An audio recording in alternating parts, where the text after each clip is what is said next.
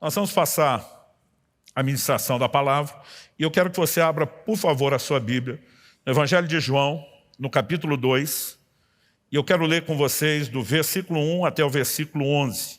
Esse texto vai ser não apenas o nosso ponto de partida, vai ser o nosso trilho de reflexão e de aplicação prática da palavra de Deus essa noite.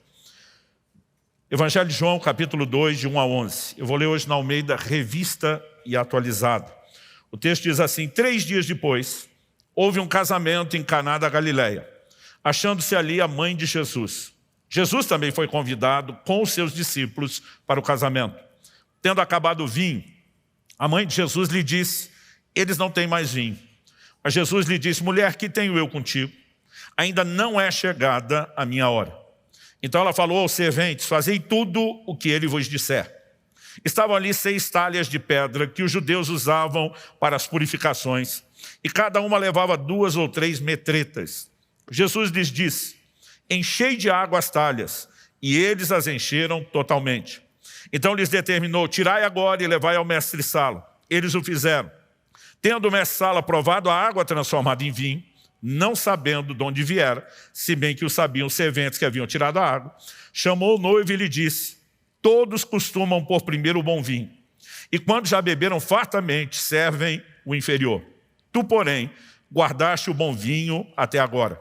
Com este, deu Jesus princípio aos seus sinais em Caná da Galileia. Manifestou a sua glória, e os seus discípulos creram nele. Meu Deus, nós oramos no nome poderoso de Jesus Cristo, suplicando não apenas a inspiração do alto, o mover do Teu Espírito Santo nesse ambiente, que nos leve não apenas a capacidade de entender a Tua palavra, além da razão, com entendimento espiritual, mas também, ó Deus, que seja um ambiente de aplicação prática pela ação do Senhor no nosso íntimo, de despertamento da fé, que seja um ambiente não apenas da ativação da fé, mas dos milagres que ela nos permite acessar. Nós oramos por um ambiente, ó Deus, onde de fato possamos sair daqui não apenas com a certeza do Teu toque, mas com uma forte disposição, determinação de corresponder com o Senhor e andar e viver à luz da Tua palavra. Nós oramos declarando a nossa confiança, dependência no Senhor, e nos antecipamos em Te dar glória, honra e louvor pela certeza de tudo aquilo que o Senhor fará. Bendito seja o Teu nome, nós oramos no nome de Jesus. Amém. Bom, há quase 30 anos atrás, Deus me deu essa palavra que eu vou compartilhar com vocês. Ela tem sido um marco na minha vida, um divisor de águas, não apenas na minha vida familiar, pessoal, no nosso ministério com famílias. Mas antes de compartilhar o que Deus me fez entender nesse texto bíblico, eu gostaria de começar pelo começo, como Deus nos levou a esse entendimento. Então, isso foi em dezembro de 1995. No início de novembro, Kelly e eu tínhamos nos casados, e isso deve ter acontecido logo depois da metade de dezembro. Ou seja, a gente tinha apenas 1 mês e meio de casado. Eu estava nos meus primeiros anos do ministério pastoral, sem muita experiência como pastor, e menos ainda como casado. Só tinha 1 mês e meio de casado. Mas Kelly e eu fomos, na época morávamos em Guarapuava, fomos almoçar com uma família da igreja. Muitas vezes as pessoas nos convidam para almoçar para ganhar um atendimento pastoral junto. Naquele dia era apenas para ser um tempo de comunhão, para estarmos juntos. E, embora nada havia sido planejado, no momento em que chegamos para o almoço, uma situação acabou vindo à tona em relação àquele casal. Nós descobrimos que ele estava vivendo de fachada há muito tempo, que aquele casamento estava falido, acabado.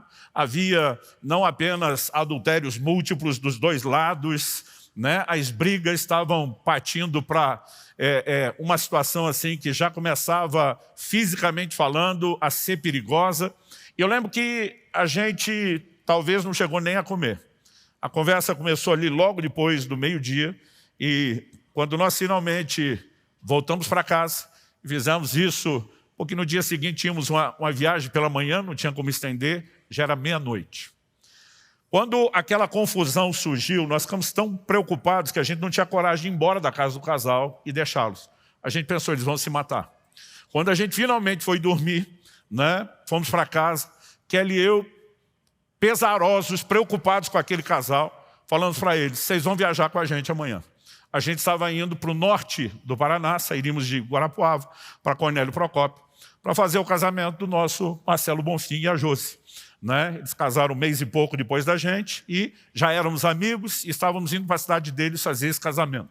No momento em que a gente foi para casa, a gente já tomou a decisão e falou, olha, amanhã cedo nós passamos a pegar vocês vão com a gente, que nós vamos policiar vocês de perto, com medo de que a situação realmente piorasse.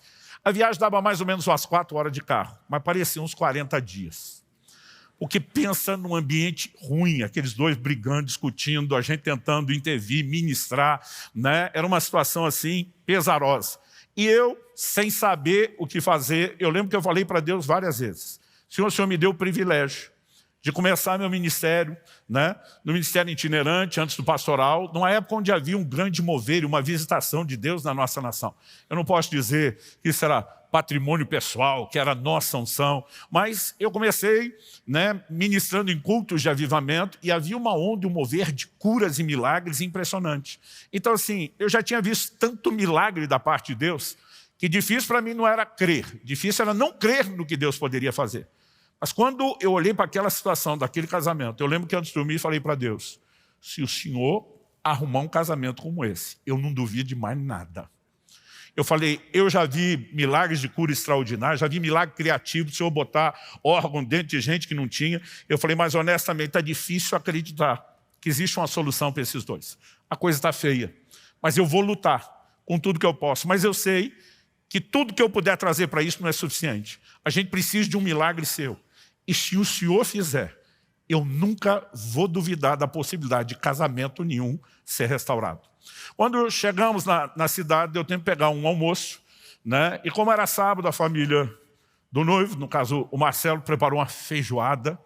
E eu lembro, a gente já tinha dormido pouco, estava cansado da viagem, pegamos o calor do norte do Paraná, com a feijoada no bucho, numa época em que eu não comia como hoje, né? Não tinha tanta moderação. Então eu lembro assim que bateu um sono descontrolado. E tudo que eu queria era ir para casa onde eu ficaria hospedado, acho que era do pastor da igreja, para conseguir dar uma descansada. Mas na hora de sair, eu lembro que o Marcelo falou para mim, você já sabe o que vai pregar à noite no meu casamento? Eu falei, não sei não. Ele falou, como não sabe? Eu falei, Marcelo, casamento diferente de culto, eu prego 10, 12 minutos, é difícil eu passar disso. Para mim a cerimônia tem que ser rápida, curta, né? Então não adianta nem pensar demais no que eu vou falar para não estender. Eu lembro que ele ficou indignado. Ele falou, eu chamei você porque o povo gosta de ouvir pregar. Eu falei, e para a igreja vou pregar no culto de domingo. Né? Então eles que me ouçam no domingo. Eu não sei o que ele tinha imaginado. Eu acho que ele achou o casamento dele assim, um culto de avivamento. Cura, milagre, batismo do Espírito Santo, salvação. Né? E ele queria assim, ministração longa. Eu falei, não, eu não faço, me recuso. Né? O casamento não é dia disso. E eu lembro que ele ficou assim muito frustrado. Mas ele falou para mim assim, pelo menos me prometo, você vai orar a Deus e perguntar se ele tem alguma palavra especial. Falei, isso eu te prometo. Então, antes do cochilo, por causa da promessa que eu tinha feito, falei para Deus, se o Senhor tiver alguma coisa especial para esse casamento, eu estou aberto e receptivo. Eu falei, mas ontem eu fiquei fazendo hora extra para o Senhor. Eu estou com sono, então vou dormir. Tua palavra diz, aos seus amados o Senhor dá enquanto dorme. Então eu falei, eu não vou nem me ocupar de me preocupar com isso. Se o Senhor quiser, aproveita enquanto eu durmo. É aquele tipo de oração que eu acho que foi mais para desencargo de consciência, do que esperando que acontecesse o que aconteceu. Mas, naquele cochilo da tarde, eu posso dizer a você, como os profetas do Antigo Testamento falavam, veio a mim a palavra do Senhor. Eu não estou dizendo da palavra, né, que se tornou parte da Escritura, mas, enquanto eu dormia, eu tive um sonho. Honestamente, eu não me lembro de quase nada do aspecto visual. Aliás, eu costumo dizer que meu sistema de vídeo parece não funciona muito bem, mas o de áudio, eu lembro exatamente o que aconteceu. Havia uma pessoa que ela me explicava esse texto de João capítulo 2. E o que eu quero compartilhar com vocês hoje é simplesmente a réplica daquilo que me ensinaram. Eu lembro que numa das primeiras vezes que eu preguei, foi depois disso que eu passei a contar essa história, alguém falou, pastor, que mente brilhante. Eu falei, mente brilhante, coisa nenhuma. Dei Ctrl+C, Ctrl+V, né? Copiei e colei. Eu lembro que a hora que eu acordei daquele sonho, eu puxei um pedaço de papel e rascunhei. E naquele dia eu quebrei meu recorde. Foi talvez o casamento que eu mais falei. Acho que foram 22 ou 23 minutos. Acabei não conseguindo, por mais que resumisse, ficar nos 15. Hoje, como não é um casamento, estou sem pressa. Já marcamos a reunião mais cedo para que você não tivesse pressa. Então, não vou fazer promessa nenhuma sobre o tempo. Mas foi nesse ambiente que Deus me deu esse desenho. E antes de compartilhar o desenho em si do que nós vamos repartir, né, eu quero só te encorajar, né, a procurar, enquanto ministramos, filtrar os princípios. Talvez você esteja vivendo um momento de necessidade, talvez não. No dia em que eu ministrei aquilo no casamento do Marcelo, ele não parecia estar precisando disso. Anos e depois, ele e a Josi viveram uma grande crise. Quem conhece o testemunho dele sabe. E foi justamente a decisão que tomaram de sentar para assistir aquele vídeo e de lembrar tudo que Deus tinha falado, que os inspirou para acreditar e viver a restauração deles. A palavra que eu liberei naquele dia foi o ponto de partida da restauração daquele casal que nos acompanhou. Eles não apenas foram restaurados, eles passaram a ministrar casais e restaurar muitos outros casais. Assim como Marcelo e Josi, depois do seu testemunho também, passaram a replicar isso na vida de muita gente. Eu não sei te dizer nesses 30 anos, quantos casamentos, pela graça, bondade de Deus e para a glória dele mesmo, nós vimos experimentar intervenção sobrenatural. Gostaria de dizer que foi todo mundo, mas nem todo mundo quer andar no trilho que normalmente nós propomos. Alguns querem apenas alguma intervenção de Deus instantânea usando a lei do menor esforço. Eles gastaram anos estragando o matrimônio, mas eles querem que Deus resolva em segundos, sem que eles sequer participem muito. E normalmente não funciona assim. O que eu tenho aqui não é uma fórmula instantânea para você, mas é um trilho de princípios bíblicos que pode e com certeza vai te ajudar. Então, no momento em que eu tive o sonho e a pessoa falava desse texto, ela me chamava muito a atenção para a afirmação que está no versículo 11. Com este, deu Jesus princípio. Outras traduções, né, usam a palavra deu início. Essa palavra significa começo, origem, né, a primeira pessoa ou coisa numa série. Em outras palavras, esse é o primeiro milagre que Jesus operou no seu ministério. E aquela voz dizia: você diz que crê para todo tipo de milagre, porque já viu curas e milagres de toda sorte, mas que não tem fé para um milagre no casamento desse casal que você está, né, levando na viagem com você. Ele dizia: é importante que você perceba que o primeiro milagre de Jesus não foi um milagre de cura, não foi de multiplicação de alimento, não foi de libertação. O primeiro milagre de Jesus foi operado dentro de um casamento. Ele disse: isso não está registrado na Escritura à toa. Romanos 15:4 diz que tudo quanto foi escrito, para nosso ensino foi escrito. O apóstolo João termina o seu evangelho dizendo: se todos os milagres que Jesus operou fossem registrados, nem no mundo inteiro caberiam os livros. Ele diz: mas esses foram selecionados. Ou seja, o que nós temos nos evangelhos é a seleção, uma pequena seleção de incontáveis milagres. Ele diz: esses foram selecionados para que vocês creiam. Ou seja, não é apenas um relato histórico. É algo que tem o poder de produzir no meu e no seu coração fé. Fé para quê? Não apenas para sabermos quem Jesus é, mas para sabermos também aquilo que ele faz.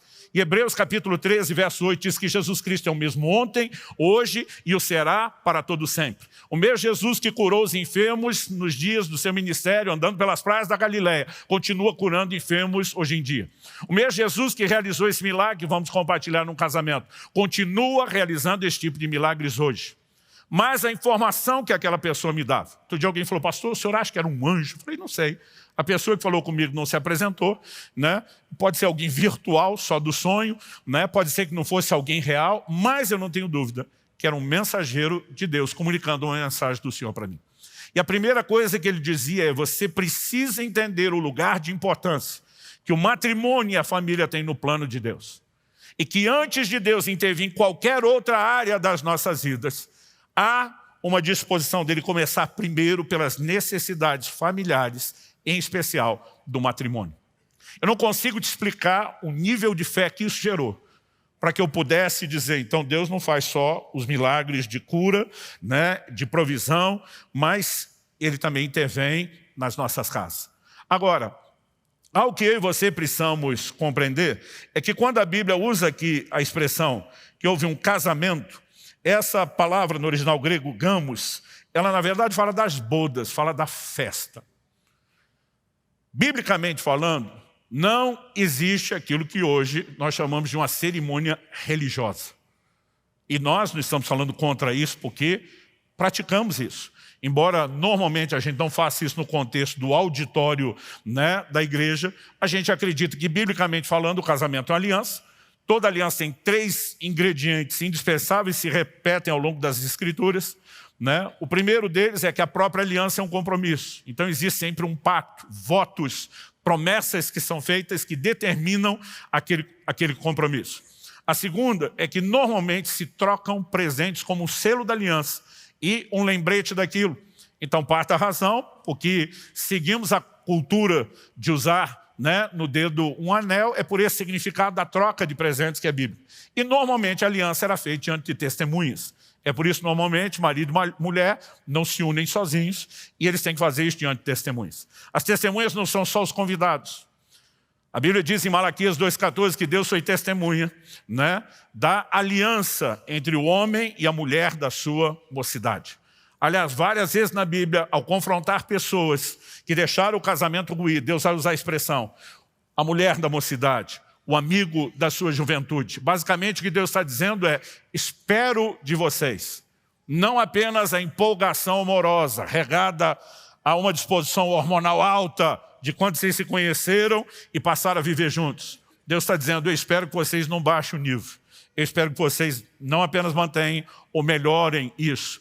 Então não há só uma expectativa de Deus, de que o casamento possa ser algo abençoado, duradouro, empolgante, né? Regado amor, não necessariamente a ideia de amor romance padrão de Hollywood, porque isso não é bíblico. Né? O amor não é um sentimento que é despertado fora do seu controle. O amor bíblico é uma decisão.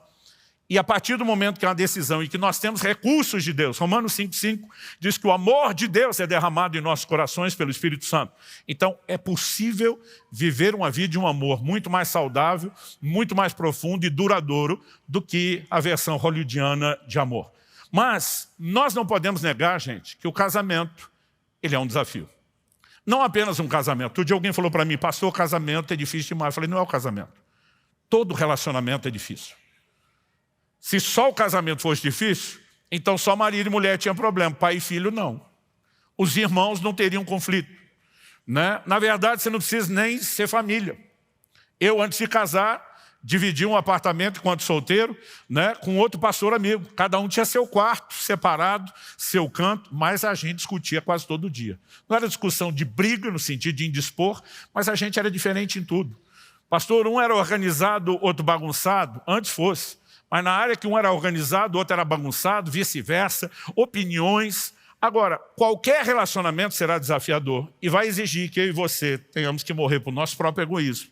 E mais do que aprender uma arte relacional, nós precisamos entender que o mesmo Deus que colocou diante de nós certos desafios, Ele também colocou recursos para que os desafios sejam superados, senão Ele seria injusto na sua expectativa. Então, diante desse desenho, né, nós temos aqui não apenas um casamento acontecendo, mas a Bíblia mostra que uma das primeiras afirmações aqui é que acabou o vinho.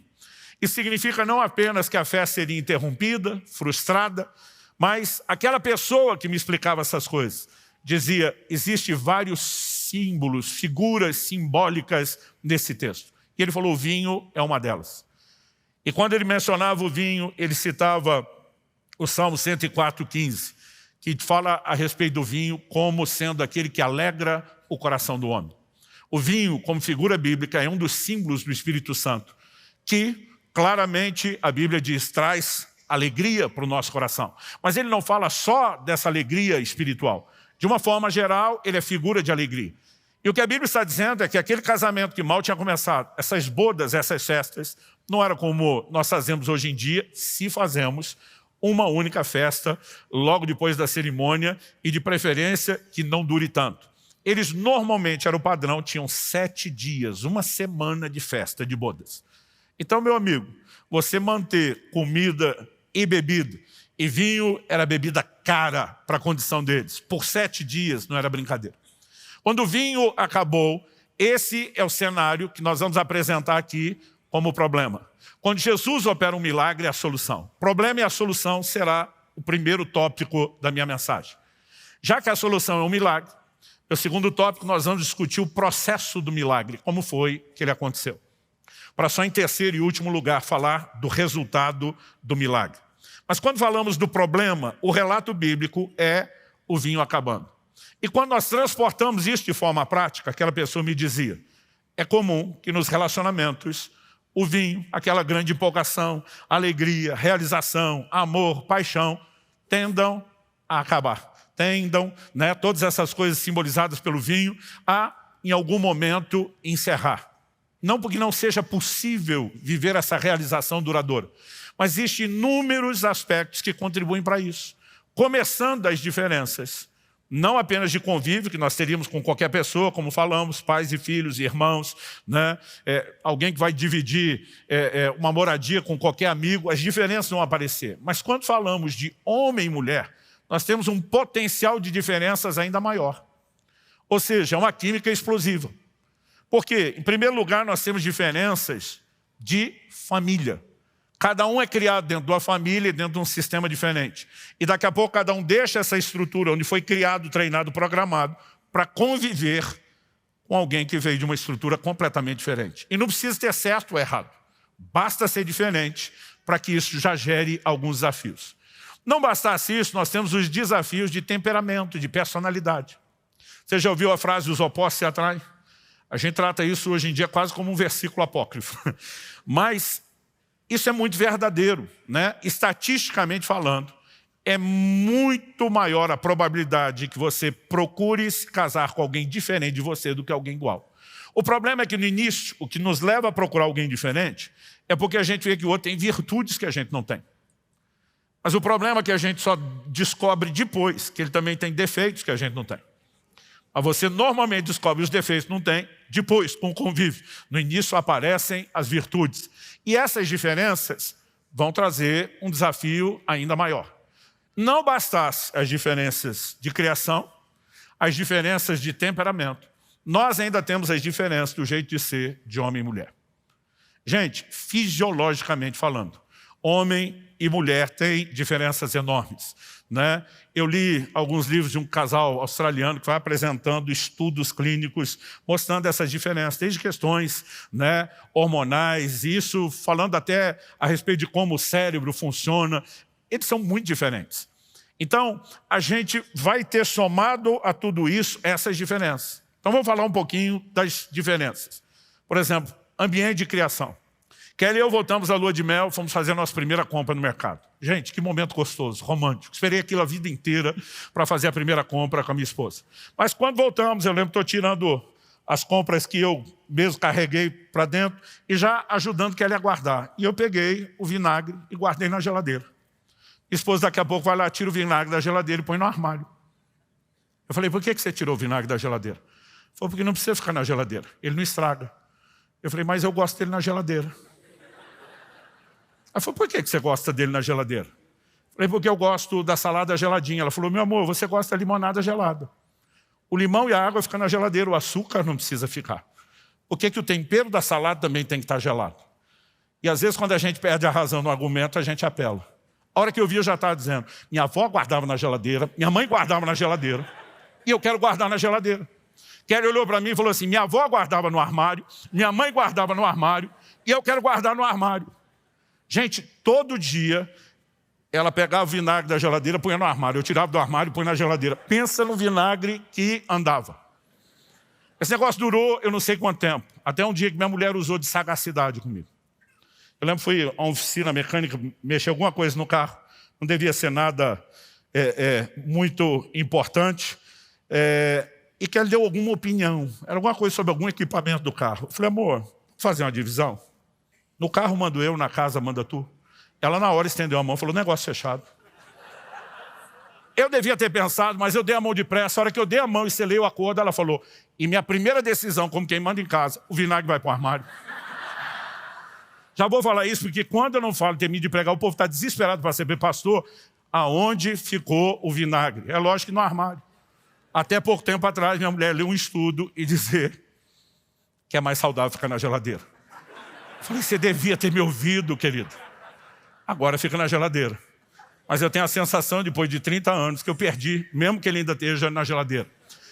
Não conheço nenhum casal que planejou onde é que vai guardar o vinagre, porque você não imagina que essas diferenças vão surgir. E, gente, isso é uma de muitas. Eu tenho um amigo que a primeira briga dele também foi na primeira compra no supermercado. Marido e mulher entram, todos felizes, românticos. E, gente, recém-casado. Eles acham que o mundo não está vendo eles. Né? Então, um belisco o outro, até a risadinha. Eles estão assim, no mundo deles. Aliás, disse num restaurante você descobre de peça quem é recém-casado e quem não. Recém-casados estão focados um no outro, esquece do mundo. Aqui estão casados há mais tempo, prestam atenção em todo mundo e às vezes não reparam um no outro. Então, os dois estavam lá naquele clima, de repente entraram no corredor que tinham o óleo, ou os óleos. Né? Eu falei primeiro no singular para você não achar que eu estava falando do órgão da vista, da visão. Quando entraram, o carrinho para no meio, um sai para um lado numa prateleira, o outro sai na outra. Um volta com óleo de soja, o outro com óleo de milho. Ele vê a mulher com óleo de milho e fala, o que é isso? Ela falou, óleo de milho. Ele falou, minha mãe a vida inteira cozinhou com óleo de soja. Ela falou, a minha com óleo de milho. Ele falou, mas eu prefiro óleo de soja. Ela falou, então pede para sua mãe cozinhar. Aí, irmão, o Satanás já entrou. Confusão. Agora, o que antes de casar combinou que óleo ia cozinhar? A gente nem imagina que essas diferenças de criação vão surgir e elas são inúmeras. Aí vamos para as diferenças de temperamento. Né? Então, assim, as pessoas são realmente diferentes e têm respostas completamente diferentes. Isso só vai complicar as coisas. Né? Então, assim, sempre tem um que fala mais e tem aquele que não quer falar tanto. Sempre tem um que é mais extrovertido e tem o outro que é mais introvertido. E essas diferenças, elas vão ainda potencializando quando somos primeiros. E você tem as diferenças, como eu disse, do jeito de ser do homem e da mulher. Homem e mulher, eles são tão diferentes que eles são assim, o oposto. Um livro que nos ajudou demais no início do casamento, era uma leitura que não era cristã, né? Mas eu recomendo até hoje. Homens são de Marte, mulheres são de Vênus. A perspectiva antropológica, sociológica, de comportamento. E o cara usa essa figura para dizer, parece que cada um veio de um planeta diferente, se encontraram aqui e estão tentando, né, fazer funcionar as suas diferenças. Você já viu os homens quando se encontram? Gente, um homem não elogia o outro, não na frente. A gente, quando se encontra, expressa carinho como? Esculhambando. E aí, cabeçudo? E aí, barrigudo? Né? Ô, careca, eu não sei. Gente, não tem. Um homem chegar para o outro e falar, você está lindo. Nunca. Agora, quando um sai da roda, vai embora e não está ouvindo, aí pelas costas a gente fala, gente boa isso aí. Os outros podem crer. Mas na frente nós nunca vamos dizer que ele é gente boa. Por que é assim? Não sei, mas é assim. Agora, já viu as mulheres? É o oposto. Quando ela assim, quando você está linda, você que está, emagreceu, blá, blá, blá. A hora que uma sai da roda, engordou. Gente, não tem certo e errado. Os dois elogiam, os dois esculhambam. Só que o homem esculhamba na frente, elogia por trás. A mulher elogia na frente, esculhamba por trás. São diferentes. E quando você soma essas dificuldades, gente, honestamente, eu demorei para entender. Né? Eu dizia para minha mulher, você não toma banho, você tenta se cozinhar a si mesmo com água quente. Mas, fisiologicamente falando, a temperatura do corpo da mulher é mais fria. Né? Ela vai ter dificuldade com isso, vai querer mais coberta na cama, tem elementos que são fisiológicos. Outro dia, a gente estava conversando com casais e normalmente os homens reclamam que a mulher fala demais. Eu falei, gente, para de reclamar da sua mulher falar demais. Porque, fisiologicamente falando, o sistema nervoso que controla a fala da mulher é de 4 a 6 vezes mais desenvolvido que o do homem. Eu falei, você que tem um retardo mental. E aí você reclama que ela fala muito? Ela é que tem que aturar o seu retardo. Os homens ficaram quietos, as mulheres riram, lavaram a alma. Daqui a pouco eu mudei o assunto. Falei, por outro lado, falando da empolgação sexual, a parte lá do hipotálamo, que controla a libido no homem, chega a ser 10 vezes mais desenvolvido que a da mulher. Aí um homem que acho que estava com a mágoa do que eu tinha falado, levantou e falou, quem é o retardado agora? Mas essas diferenças estão aí, e nós vamos ter que achar jeito de lidar com isso. Via de regra, salvo exceções, lá em casa eu falo mais que a Kelly, exceção, não é regra. Né? Salvo exceções, a mulher vai falar mais, o homem vai falar menos. O homem vai estar mais empolgado, por avivamento. A mulher, principalmente, dependendo da fase do mês ou da vida, né? A situação hormonal, só Jesus sabe o que pode acontecer. E a gente entende que quando você soma isso tudo, essas diferenças, elas podem comprometer o vinho. Mas há uma solução que nos permite não ver o vinho terminar. Então, apesar de haver desafios, e de fato o casamento tem desafios e pode ser problemático, Deus não criou essas diferenças à toa.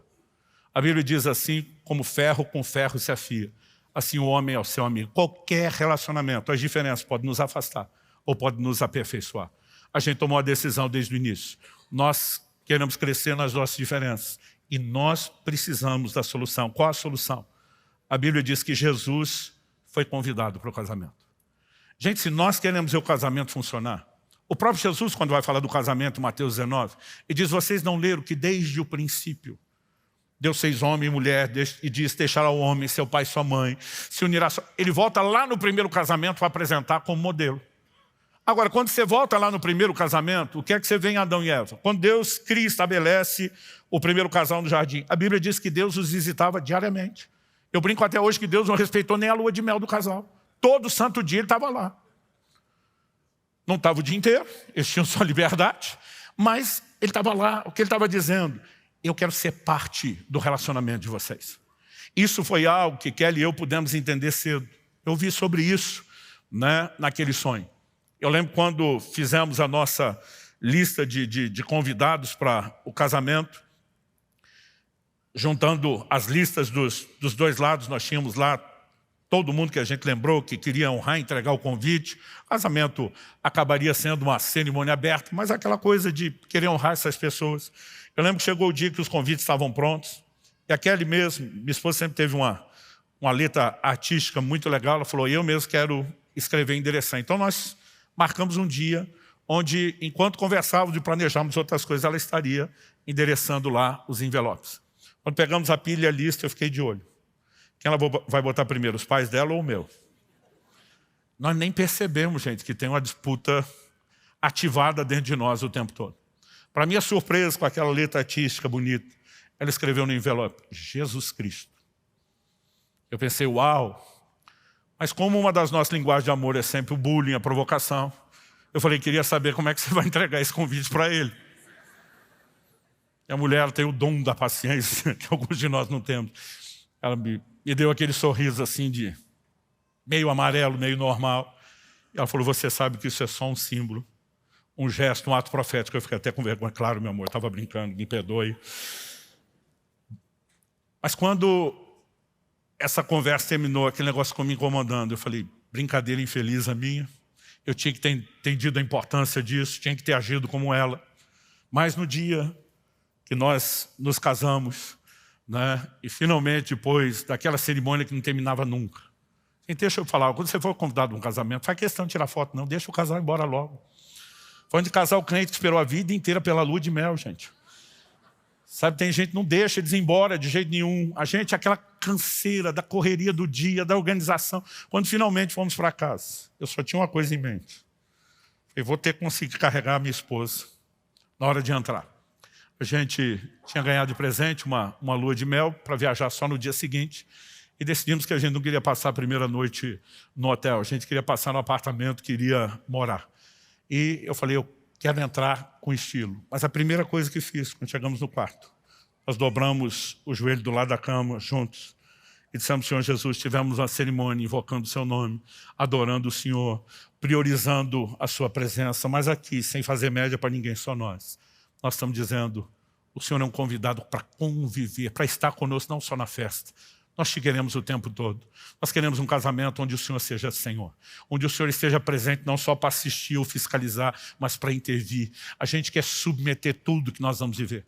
Queremos ser festa, né, de todo o gênero, espiritual, emocional, deleite físico, sempre com a ciência de que o Senhor está presente, de que em tudo nós temos que te agradar. E sabe, a consciência daquele convite e daquela oração do primeiro dia é o que me marca até hoje, 30 anos depois.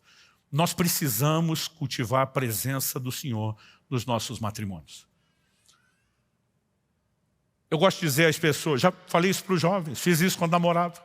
Né? Meus 2 filhos tomaram a decisão por eles, nunca pedi, né? Mas os 2 decidiram que daria o primeiro beijo só no altar. Eu falei, olha, eu apoio vocês, jamais exigiria, porque seria incoerente da minha parte. Falei, beijei muito sua mãe.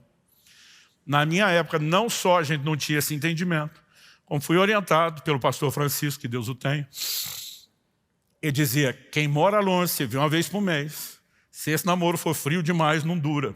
Então, obedecendo o meu pastor, eu gosto de jogar nas costas dele, né? Nós tomamos uma decisão, vamos esquentar um pouco. Aí você descobre que nunca esquenta só um pouco. Agora, não tem coisa que te ajude mais do que depois de você ter dado 2 ou 3 beijos, dizer, vamos orar? Você lembra quem você serve, quem que você tem que agradar, as leis dele. Pensa num negócio que tem um poder e uma força maior do que qualquer empolgação hormonal. Né? E a gente aprendeu essa coisa de precisamos cultivar a consciência da presença dele. Se nós não praticarmos isso, não adianta querer viver milagre. Tem muita gente que a hora que o vinho acaba, ele quer correr atrás de Jesus para chamar. O diferencial que nós temos aqui é que na hora que acabou, ele estava lá. E porque estava lá, e foi convidado para estar lá, ele pôde agir. Eu não consigo ver nada que seja mais importante a ser apresentado para você do que essa questão de cultivar a presença do Senhor, não apenas na nossa vida enquanto indivíduos, mas no nosso casamento. Ainda que você não faça isso todo dia, o tempo todo, mas os casais não deveriam apenas orar sozinhos, também deveriam orar juntos. Né? Nós aprendemos a importância de cultivar a presença de Deus naquele dia, naquele sonho. Né? Isso me foi apresentado como uma das maiores chaves. A Bíblia diz, se o Senhor não edificar a casa, em vão trabalham aqueles que edificam. Então, assim, nós temos que fazer a nossa parte, não dá para terceirizar para Deus. Mas não adianta achar que nós vamos conseguir fazer sem Ele. E sem Ele, não é a mera formalidade de dizer, Senhor, nós queremos a Tua bênção. É cultivar a presença dEle, é respeitar a palavra dEle, é andar nos seus valores. Então, o primeiro passo que determina o milagre era a presença de Jesus. Mas era só isso? Não. Quando a mãe de Jesus começa a provocá-lo, dizer, acabou o vinho. Ele está dizendo, ainda não chegou a minha hora. Ela vira para os serventes e faça o que ele mandar. A Bíblia diz que esse é o primeiro sinal público de Jesus. Particularmente, eu imagino que dentro de casa Jesus já podia ter feito alguma coisa. Se não, Maria no mínimo sabia quem era Jesus e que em algum momento ele ia começar a fazer coisas extraordinárias. Então, ela dá uma instrução para os serventes. O que ele mandar, obedeça. Por que ela está falando isso? Porque ela já está imaginando, deduzindo. Ele pode propor uma coisa que não faça o menor sentido para vocês. Como ele vai fazer? Encha as águas, as talhas de água. Não, mas o que está faltando é vinho, não é água. Encha de água. Ela falou, o que ele mandar, obedeça. Não questiona, só obedeça. Então, se você quer um ambiente de milagre, em primeiro lugar, cultive a presença dele. Segundo, não cultive por mera formalidade ou interesse. Faça isso com uma disposição de obedecer e de cumprir aquilo que ele diz que nós temos que fazer. Ele está certo sempre, gente. E se o Senhor diz que o melhor caminho é quando alguém te bate na face e vira outro, quando te pede para caminhar 1 milha junto, você e a segunda, quando pede a capa para você entregar a túnica, existe algo nessa obediência àquilo que Jesus falou, que não se trata de mera passividade. Aliás, não há passividade, porque a nossa carne vai lutar contra tudo isso. Você vai ter que ser, na verdade, muito ativo para conseguir subjugar a força da carnalidade, do egoísmo em qualquer relacionamento para poder andar naquilo que Deus tem. Então, esse relato do milagre nos apresenta um quadro de problema e a solução. O problema, o vinho, naturalmente falando, tende a terminar, especialmente por causa das diferenças. Pode ter inúmeros outros fatores, mas especialmente por esse. Mas a solução vem de cultivar a presença de Deus e da disposição de obedecer. Quem está entendendo, diga amém. Segundo lugar, se a solução é um milagre, qual é o processo do milagre? O que Jesus fez não é algo unilateral, né, só da parte dele, ou como a gente possa interpretar aqui, da parte de Deus. O Senhor Jesus chama aquelas pessoas a trabalharem e interagirem com Ele. Então, naquele sonho, aquela pessoa que me explicava, me dava aquela aula, ela falou, além da tipologia do vinho, há outras coisas nesse texto que você precisa observar. Falou, em primeiro lugar, a quantidade de talhas. A Bíblia diz que haviam 6 talhas de pedra. Não eram 5, não eram 7, a Bíblia é específica, 6. Na simbologia bíblica, os números normalmente não aparecem de forma aleatória. Eles normalmente comunicam um significado. Número 6 na Bíblia sempre está relacionado ao homem e aquilo que é humano. O livro de Gênesis diz que Deus criou o homem no 6º dia. De Gênesis a Apocalipse, a mensagem é a mesma. No Apocalipse a gente tem lá a menção do número 666. E a Bíblia diz número de homem. Tem crente que tem preconceito. Se a placa do carro tiver 666, ele não compra. Se o número da casa for 666, ele não mora, porque pensa que é número do cão. Mas a Bíblia diz número de homem. Vai ser usado por um instrumento de Satanás. Mas a Bíblia, falando do 6, fala do número de homem. Normalmente, quando o 6 aparece, nós temos o elemento humano. E essas talhas simbolizam algo a respeito do homem, do ser humano. Dito isso, além de falar do número 6, a pessoa no sonho me chamava a atenção, né, para o fato de que as talhas eram de pedra. E aqui nós temos um outro elemento interessante. Né? Porque quando o próprio Jesus é consultado em Mateus 19 a respeito do assunto divórcio, ele vai responder o seguinte. Ele diz, olha, desde o início, Deus diz, deixará o homem seu pai e sua mãe, se unirá à sua mulher. E ele termina dizendo, e o que Deus uniu, não separe o homem. Porque a pergunta que fizeram é lícito divorciar por qualquer motivo. Eles não foram perguntar a Jesus se era lícito divorciar. Porque na lei de Moisés havia uma permissão para o divórcio. Então eles queriam saber se o divórcio podia acontecer por qualquer motivo. E haviam 2 escolas rabínicas de pensamento muito diferentes. Então eles querem saber que partido Jesus vai tomar. Primeiro Jesus diz, o plano de Deus não é a separação. Aí eles perguntam, então por que Moisés permitiu? E diz, Moisés os permitiu por causa da dureza do vosso coração. E diz, mas não foi assim no início, antes da lei de Moisés. E ele deixa claro na resposta, não será assim daqui para frente.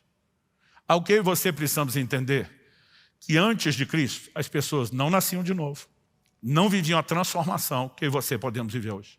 Jesus diz, pela dureza do coração, pela incapacidade de vocês de viverem transformação. O livro de Hebreus cita repetidas vezes que a lei não podia aperfeiçoar aqueles que prestavam culto. Então ele diz, Moisés permitiu em caráter de exceção, pela dureza do coração. Mas desde a velha aliança, havia promessas dizendo, como no livro de Ezequiel, eu vou tirar de vocês o coração de pedra. Eu vou colocar dentro de vocês um coração de carne. Ou seja, aquela dureza de uma natureza não transformada, que era a única justificativa para uma exceção temporária. Jesus diz, esse quadro vai ser mudado, esse quadro vai ser removido. Né? Se você estiver anotando a profecia que eu citei do coração de pedra por um de carne, está em Ezequiel 36, 26, e diz isso era mudado, como de fato foi. O que significa que eu e você não precisamos meramente dizer não, há incompatibilidades. Outro dia eu vi um cara explicando que ele separou da mulher por incompatibilidade de gênio com a sogra. Eu falei, como é que alguém chega nesse ponto de justificativa? Né? Mas o que eu e você precisamos entender é que, diferente da época, hoje eu e você temos recursos. Mas não é só isso. Ainda que a pedra retrate essa dureza, eu não sei se a palavra talha, etimologicamente falando, está ligada a isso, mas essas pedras, elas eram talhadas. E aqui eu e você precisamos entender algo. Gente, quem já teve o privilégio de fazer uma viagem dessas caravanas para Israel, quando você vai hoje em Caná da Galileia, tem, né, à disposição para que você veja uma pedra que remonta ao 1º século e que dá ideia de como eram essas talhas. Uma delas está à disposição, é mais ou menos dessa altura, dessa largura. Eram blocos enormes de pedra que eles cavavam. Por quê? A Bíblia diz que cabiam de 2 a 3 metretas. A metreta era uma medida de 40 litros. Ou seja, em cada talha cabia, né, de 80 até 120. Vamos calcular uma média de 100 litros. 6 talhas, 600 litros de vinho. Então não tinha um recipiente de madeira que comportasse de 80 a 120 litros. Não tinha nada de barro que pudesse suportar o peso e a pressão do líquido. Então, o jeito era pegar aquelas talhas e talhar. Por que era imprecisa a medida? 2 ou 3, né? Podendo variar de 80 até 120. Porque depende do quanto a pedra tinha sido talhada. E esse é um detalhe importante que vai fazer sentido daqui a pouco.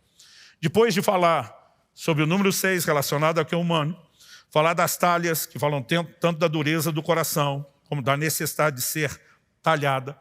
Uma pedra pouco talhada comportaria menos água, consequentemente, menos vinho, na transformação de Jesus. As pedras normalmente estavam ali para os rituais de purificação, que eram banhos, ablução. Então, normalmente eram usadas com água, mas mesmo para aquela quantidade, era necessário, né, que fosse nesse formato. E, em terceiro e último lugar, falando do processo, aquela pessoa que me explicava aquilo no sonho dizia: agora preste atenção na água. Ele falou: a água é a matéria-prima do milagre. Milagre por milagre, gente, Jesus podia simplesmente fazer aparecer o vinho. Mas ele decide que primeiro seja colocado água, para depois se transformar em vinho.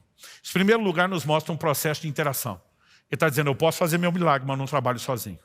Você me oferece algo primeiro, antes de eu poder fazer algo para você. E aqui nós temos um elemento de interação importante. O segundo é o significado que a água tem ao longo das Escrituras. Ela simboliza tanto a palavra de Deus, como também a ação do Espírito Santo em nós. Em Efésios 5:26, a Bíblia diz, né, a respeito de como Cristo se deu a si mesmo por nós, pela igreja, para santificar, diz: pela lavagem de água da palavra.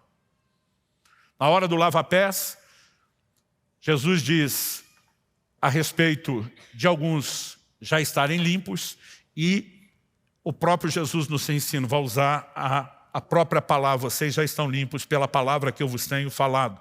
Então, um dos significados da água envolve a palavra. Mas em João 7, nos versos 38 e 39, Jesus diz: quem crê em mim, como diz a Escritura, do seu interior fluirão rios de água viva. O verso 39 explica: isso ele disse a respeito do Espírito Santo que haveriam de receber aqueles que nele crescem. Então agora vamos para a estrutura humana. Nós somos limitados. Nós somos seres carnais, egoístas por natureza, né? A maioria de nós, gente, o tempo todo está disputando aquilo que é do nosso interesse. A Escritura diz que nós temos que levar em conta não o nosso interesse, mas o do outro. Quando a gente entra no casamento, você tem tanto deveres como direitos. Os seus direitos são os deveres do outro, do cônjuge. Mas os direitos dele são os seus deveres. Você já percebeu que a gente nunca briga pelos deveres? Eu não fiz isso que eu deveria ter feito da forma correta. Me perdoa. Não, eu errei mais do que... Ninguém briga por isso. A gente não briga pelas nossas faltas. A gente sempre está cobrando o que o outro deveria ter feito. Mas o casamento tem as duas coisas. E a Bíblia diz: cada um paga. A mulher paga o seu marido que é devido. O marido paga a esposa que é devido. Todos nós temos deveres. Mas quando a gente vai para o relacionamento, existe uma dinâmica de egoísmo dentro da nossa carne, que precisa morrer. A pedra precisa ser talhada. Quanto mais a gente se deixar ser trabalhado por Deus, mais água pode caber nela. Agora, se você se deixa trabalhar pouco, pouca água. Se você se deixa talhar muito, mais água. Mas o que é água? A gente tem que estar cheio da palavra e do Espírito Santo. Esperar pelo menos um amém de um ou outro. Não precisa ser todo mundo. Vocês podem ir alternando. Mas, gente, o apóstolo Paulo escreve, Colossenses capítulo 3, habite ricamente em vós a palavra de Cristo. Um crente que está cheio da palavra, e um crente que está cheio do Espírito Santo, que Jesus disse que nos faria lembrar a palavra, ele vai ter algumas dificuldades na dinâmica de conflito. Eu já tive momentos, né, de estar lá conversando com a minha mulher, e ela, várias vezes depois da gente ter casado, disse: eu devia ter feito um curso de direito para me preparar com as discussões para você. Porque ela diz: não adianta estar certo, se não provar que está certo, não funciona. Eu dizia: mas normalmente é assim que a gente consegue saber que o outro está certo. Então, tudo eu queria argumentar, e que ele nunca gostou disso. Mas às vezes ela preferia não discutir, mas ela ia para o disque e denúncia. Ela ia para o quarto, dobrava o joelho e dizia: Senhor, eu não consigo convencê-lo. Mas meu marido pode ser teimoso o que for. Ele é sensível ao Senhor. E se o Senhor falar com ele, vai funcionar. E às vezes eu estava no meu momento de oração, e Deus falava algumas coisas comigo, deixava claro, ia lá e dizia: você foi para o disque denúncia? Ela dizia: fui. Eu dizia: dessa vez ele está do seu lado. Não significa que em alguns momentos ele não estará do meu. Mas sabe, você pode viver uma dinâmica completamente diferente. Há momentos onde você pode estar no meio de uma discussão, o Espírito Santo diz: por que você está indo por aí? os textos da palavra começam a brotar e diz, por que é que eu estou andando nesse caminho? Gente, não tem como um crente ser cheio da palavra, do Espírito Santo, e a carne reinar e prevalecer. Agora, normalmente, nós estamos vivendo um ambiente de confusão e carnalidade, porque não nos enchemos a palavra do Espírito Santo como deveríamos. Você quer milagre? Você vai ter que botar água primeiro. Depois que você encher, e a Bíblia diz que ele mandou encher, e eles encheram totalmente. Até a tampa a gente iria. E depois de estar cheio, ele transforma aquilo em vinho. Então, esse entendimento do processo, o Senhor me diz, você não vai ver esse casal que você carregou com você na viagem, ele falou isso no sonho, voltar com tudo instantaneamente arrumado. Mas se você levá-los a um processo de se deixarem ser talhados, instruí-los sobre isso, como nunca fizeram, e os discipular de perto, se você os levar a um processo de se encherem do Espírito e da palavra, através dessa matéria-prima, eu vou poder trabalhar na vida deles. E nós vimos aquele milagre acontecer na vida deles e de tantas outras pessoas. Para terminar, em terceiro e último lugar, eu queria destacar aqui o resultado do milagre. Então, nós temos pelo menos duas coisas quando falamos do resultado do milagre que precisa ser levado em conta. A primeira delas está no verso 9.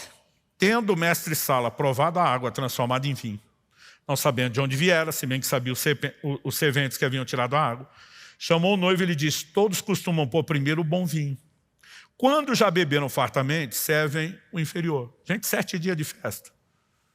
Era complicado manter vinho bom o tempo todo. Mas normalmente se começava com o melhor. Diz que a primeira impressão é que fica. Depois que a turma já estava mais farta, vai substituindo, medida econômica. Essa é a realidade de muitos casamentos, onde o vinho não acabou. Ele já foi substituído por algo inferior.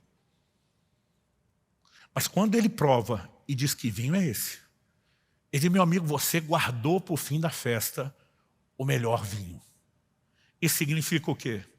Que quando o Senhor Jesus intervém, Ele não só devolve o que a gente tinha no início e perdeu. Ele pode nos dar algo que nós nunca tivemos.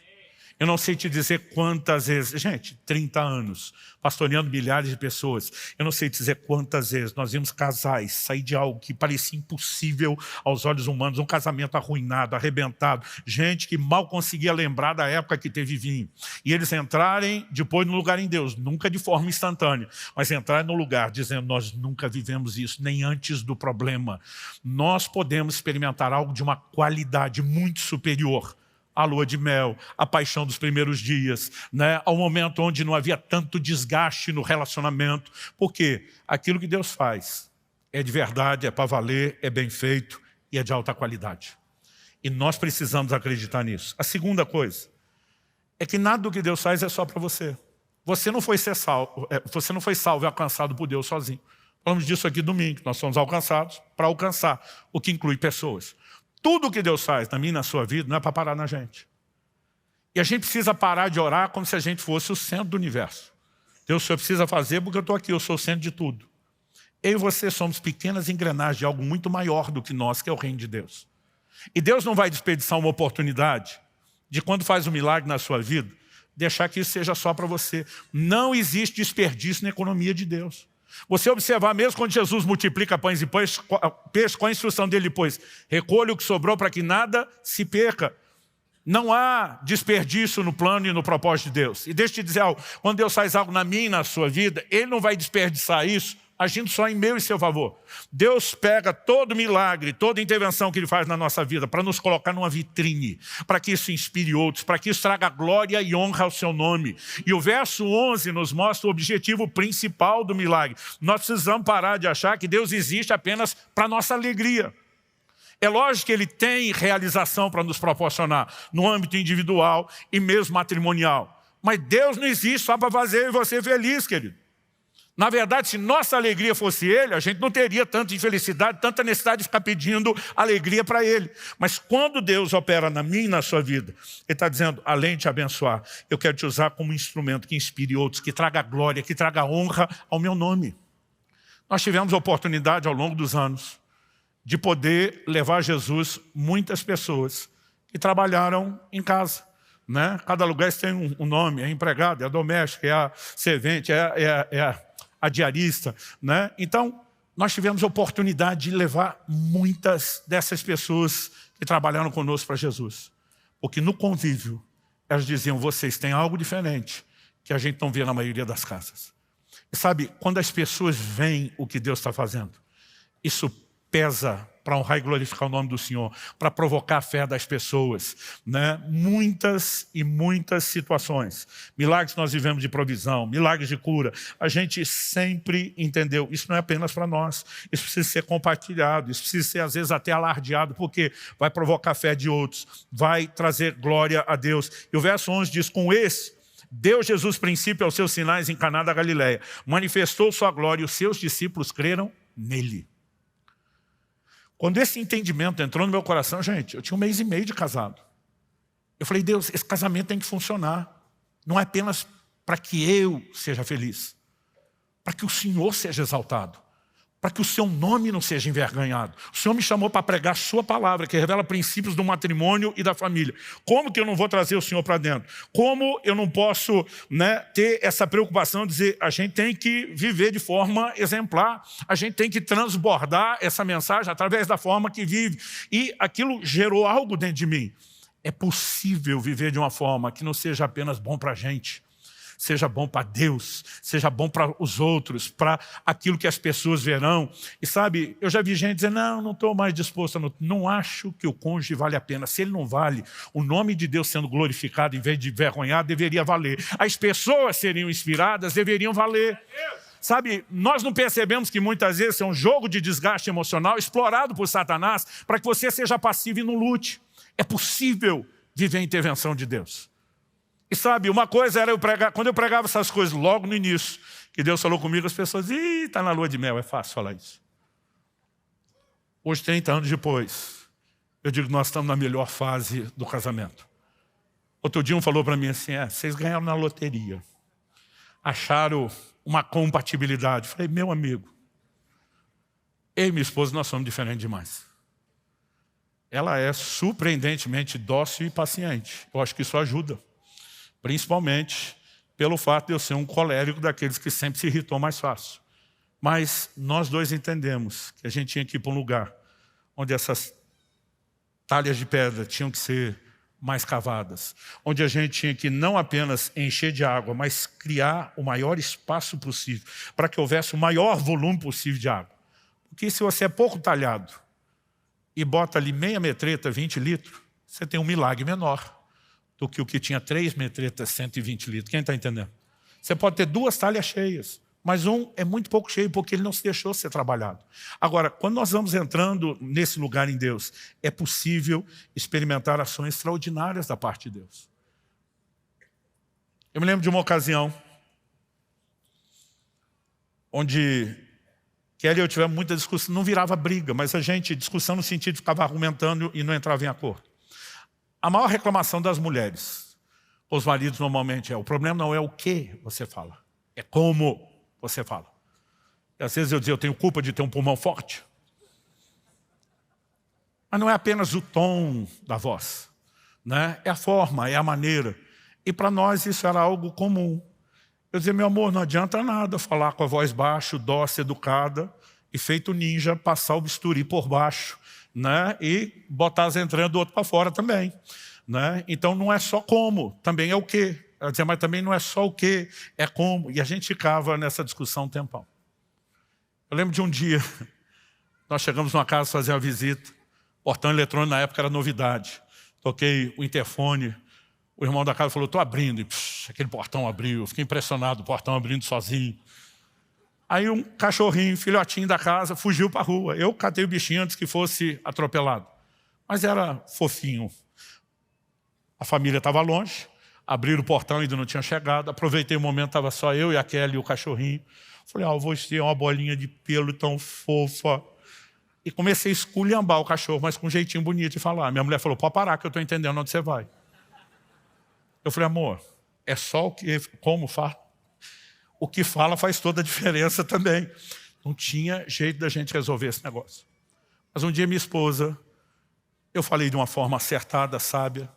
A gente tinha um problema para resolver, porque além de marido e mulher, a gente trabalhava junto. E Kelly tinha tomado a decisão no departamento dela, que resolveu o problema do departamento infantil, mas criou problema para outros 3. Ela tomou a decisão sozinha, sem o presbitério. Falei, meu amor, nós estamos indo para a reunião. E lá, eu não sou o seu marido, eu sou seu chefe. Eu vou ter que corrigir o que você fez. Não leve no pessoal. Lembre que eu amo você. Mas eu vou ter que tocar no assunto na reunião e resolver o problema. Ela falou, que bom você falar isso antes, me preparar e fazer isso com tanto jeito dessa forma. Você podia fazer isso sempre. Ela falou, aliás, antes de corrigir, me ajudaria muito se você me elogiasse. Quando ela falou isso, eu já perdi a paciência. Falei, quando eu elogio você, eu não boto uma crítica no meio. Raramente você precisa ser confrontado ou criticado. O tempo todo você é louvável.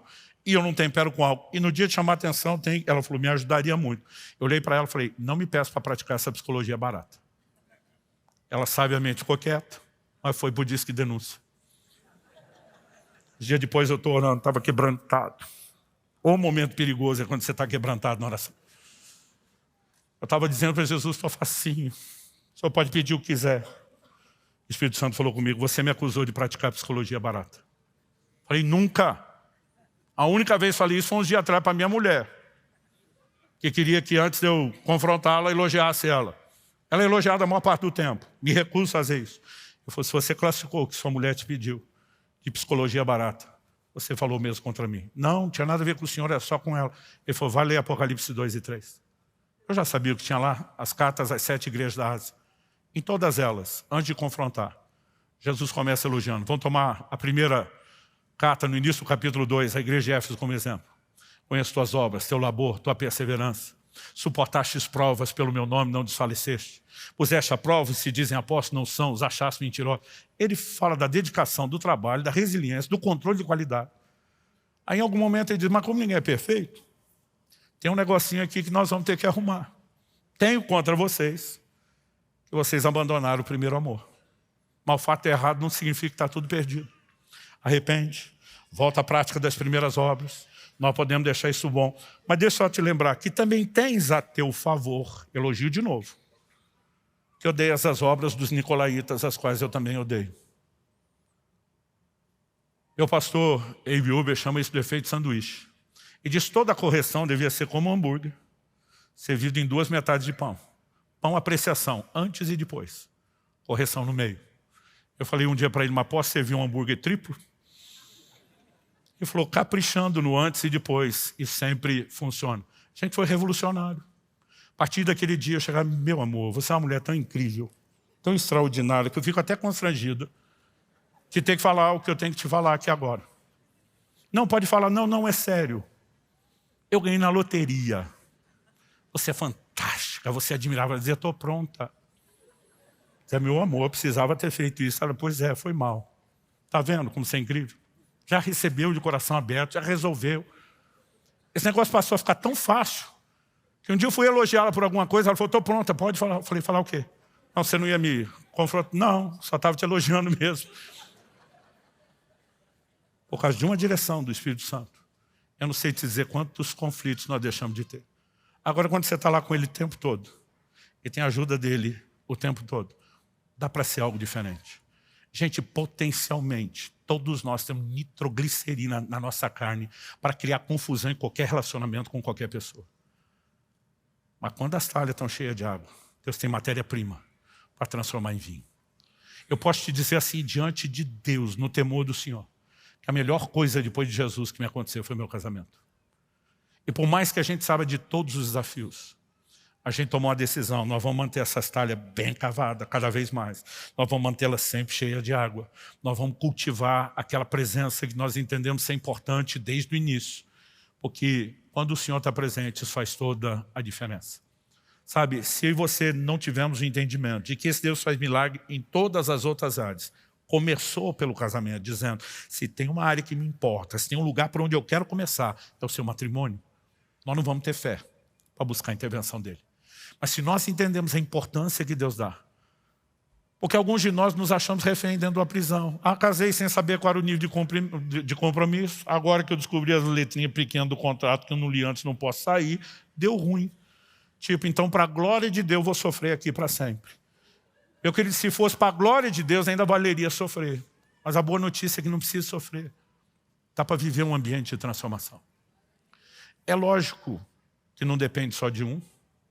Há situações, né, onde, infelizmente, a gente não vê as pessoas cooperarem com Deus, mas a gente tem que lutar mais, a gente tem que orar mais, a gente tem que crer mais, a gente tem que abrir um espaço para Deus fazer. Outro dia alguém falou, pastor, me ajuda.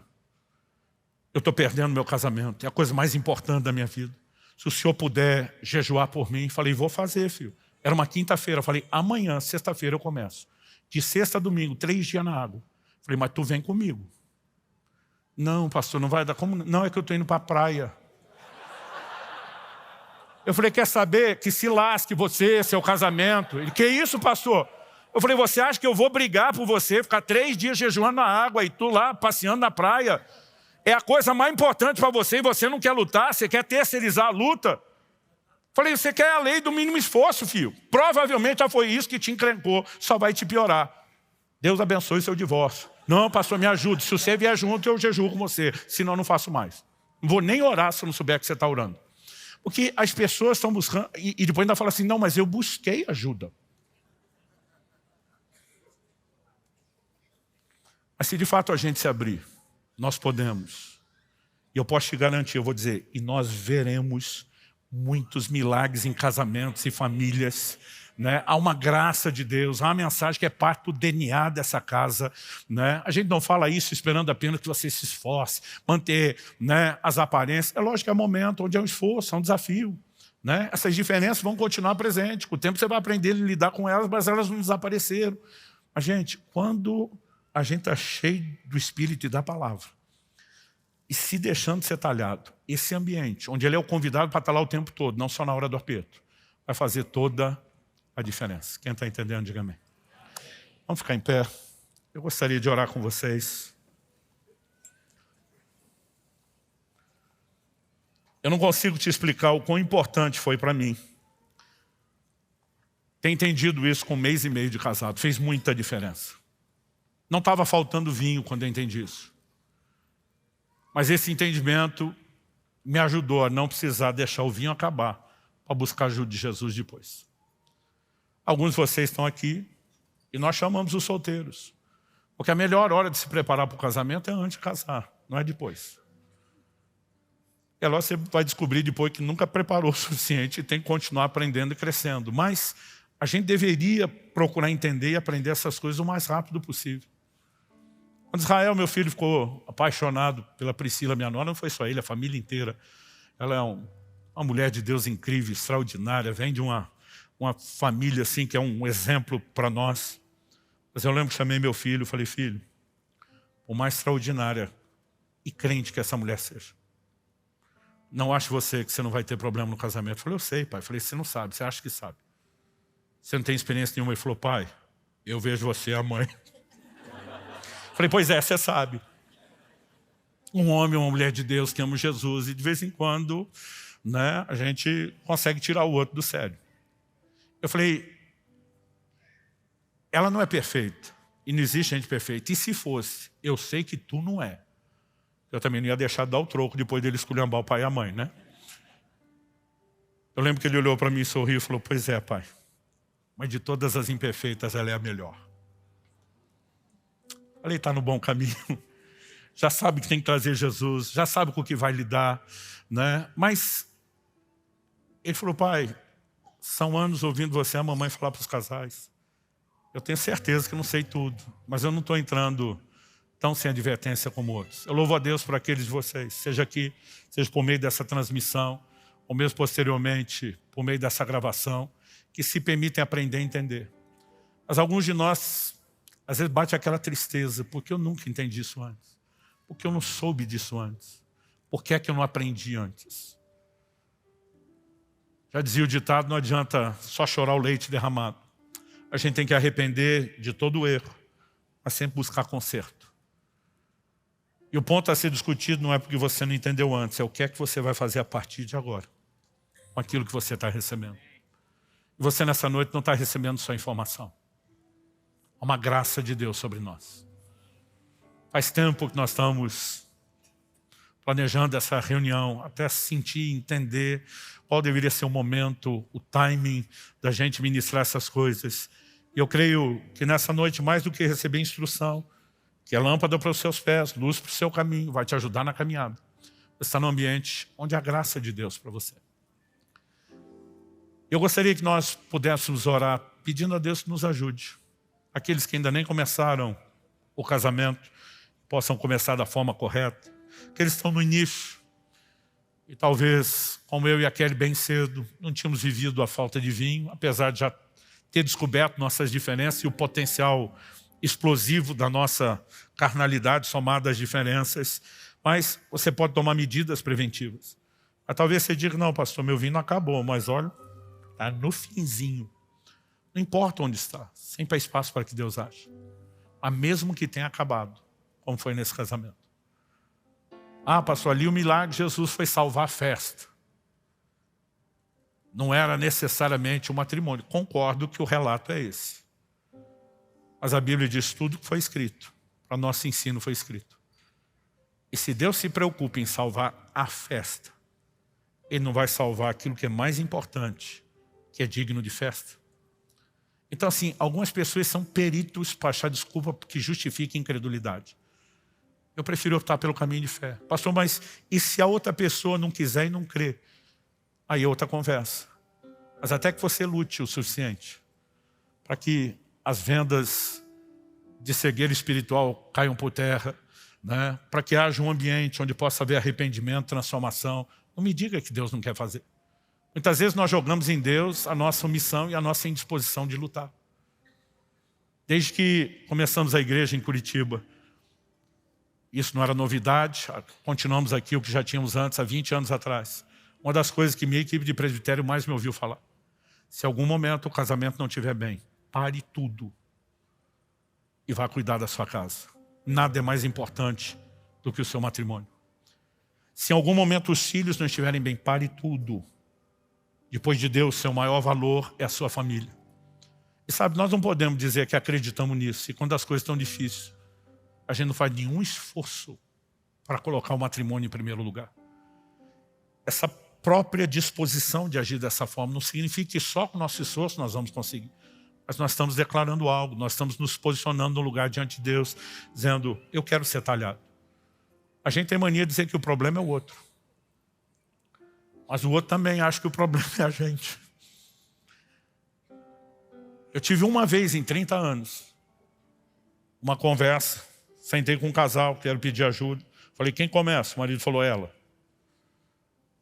Essa mulher esculhambou aquele cara por 30 minutos, gente. Eu nunca vi alguém bater tanto, expor tanto o marido. Pensei, o que é que vai vir na réplica? Quando ela terminou, eu falei, o que você tem a dizer? Ele falou, nada. Falei, nada. Ele falou, o nosso problema é isso aí que ela falou. O problema sou eu. Essa mulher santa que não merecia alguém como ela na vida, como eu na vida dela. Eu falei, você está fazendo a média com ela? Ele falou, não, é isso mesmo. Gente, eu queria sair dali e soltar fogos. Eu nunca vi alguém dizer, pois é, o problema sou eu. Mas muitas vezes, isso é tudo o que alguém precisa para que Deus possa agir. Ali você não tinha só uma pessoa que estava nem aí para nada. Ele tinha entrado num lugar de consciência. O meu problema, eu enxergo com clareza na frente do espelho. Eu preciso me deixar ser trabalhado por Deus. E sabe, não existe casamento que não possa ser recuperado se nós praticarmos esses princípios.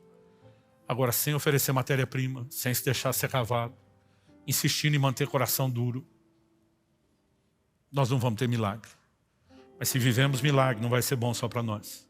Deus será glorificado. Pessoas serão encorajadas, a fé delas, né, será provocada e elas vão poder crer, porque elas vêm funcionando o Deus que nós anunciamos. Eu gostaria que você colocasse a sua vida diante de Deus. A menos que a gente tenha alguma direção específica, eu não vou chamar ninguém à frente. Primeiro, porque a ideia não é expor. Segundo, não é o fato de você vir ou não à frente que vai mudar. Mas um posicionamento aí onde você está, dizendo, Deus, eu preciso da sua ajuda, eu preciso voltar a cultivar a sua presença, ou passar a fazer isso. Não apenas no meu coração, mas na minha casa, no meu matrimônio. eu preciso, de fato, cultivar a sua presença. Eu preciso entrar nesse lugar de entender a importância do que Maria disse. Façam o que Ele mandar. Não tem milagre que não dependa da sua obediência a Deus. E nós precisamos entrar nesse lugar. Se está na Bíblia é para ser vivido. Não, eu até sei que a Bíblia manda perdoar, mas não estou afim. E quer viver milagre? Então, talvez seja o momento da gente dizer, Senhor, eu preciso começar a arrumar isso aqui. Eu tenho um coração mais empedernido do que eu imaginava. Mas o Senhor prometeu trocar o coração de pedra pelo de carne. Eu quero viver esse processo. Eu quero ser cheio do Espírito Santo. Eu quero ser cheio da palavra. Mas isso não vai entrar na sua cabeça por osmose enquanto você dorme. Você vai precisar gastar tempo com a palavra. A palavra é um espelho, ela vai expor nossas falhas. Mas também vai mostrar quem nós somos em Cristo, o que está à nossa disposição. Vai inspirar a sua fé, que é o ingrediente que nós precisamos. Coloque sua vida diante de Deus. Talvez você diga, pastor, as coisas estão melhores do que nunca, mas tem espaço para melhorar. Talvez Deus incomode alguns de nós aqui presentes a orarmos por casais que não estão aqui e que estão precisando ir para a UTI urgentemente. Se você sentir algum impulso de Deus de interceder por alguém, não acho que isso é coincidência. Creia que é um impulso do Espírito Santo e obedeça a isso. Vamos orar por um instante. Do seu jeito, da sua maneira, eu pedi para você ficar em pé porque é hábito. A hora que eu vejo, já fiz. Ora como você achar melhor. De pé, sentado. Ah, pastor, eu quero ajoelhar aqui no meu lugar. Né? Pastor, eu sinto a necessidade. Quero ir aí na frente, ajoelhar? Pode. Eu não vou chamar ninguém como se vir dependesse disso. Mas que nesses próximos minutos de oração, a gente permita que algo seja liberado do céu sobre a vida da gente. Que haja despertamento, que haja entendimento espiritual, que haja algo mais do que só informação. Você recebe essa palavra? Comece a orar, a falar com Deus.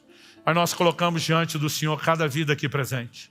Cada matrimônio ou futuro matrimônio aqui representado. Pai, nós sabemos qual é o teu plano e o teu propósito. Que o que Deus uniu, o homem não separe.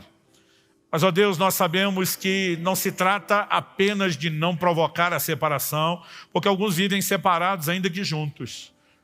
Nós sabemos que o Senhor quer que cada um viva o seu melhor. E nós oramos por isso, Pai. Nós oramos que o vinho não cesse, que se cessou, que haja intervenção, que haja milagre. E nós oramos não apenas pela manutenção do vinho dos primeiros dias, nós oramos por aquele vinho novo que é muito melhor do que aquele que já tivemos. Pai, nós oramos por um ambiente de intervenção divina. Nós oramos pelo sopro do Teu Espírito Santo nesse lugar. Nós oramos por um despertamento de fé. Nós oramos por entendimento espiritual. Nós oramos pela aplicação personalizada da Tua palavra que só o Senhor pode produzir dentro de nós. Pai, nós oramos por cada família aqui representada.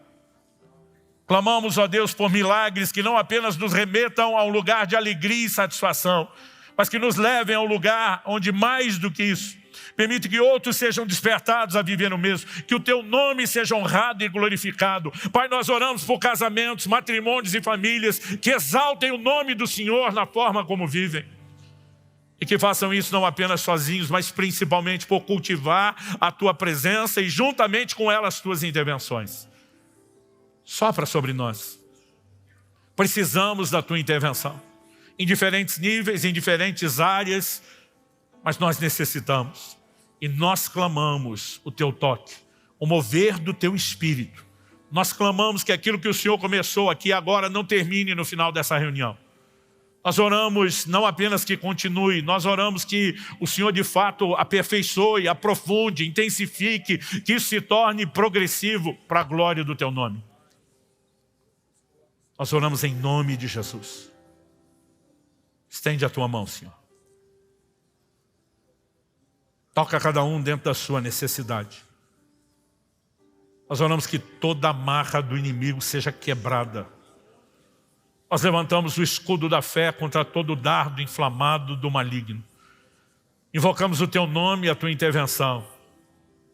Mas honestamente, Senhor, temos produzido um prejuízo maior para os nossos matrimônios, nós mesmos, do que qualquer ataque do inimigo. Nós queremos nos expor para que o Senhor lide conosco. Nós oramos em nome de Jesus. Em nome de Jesus.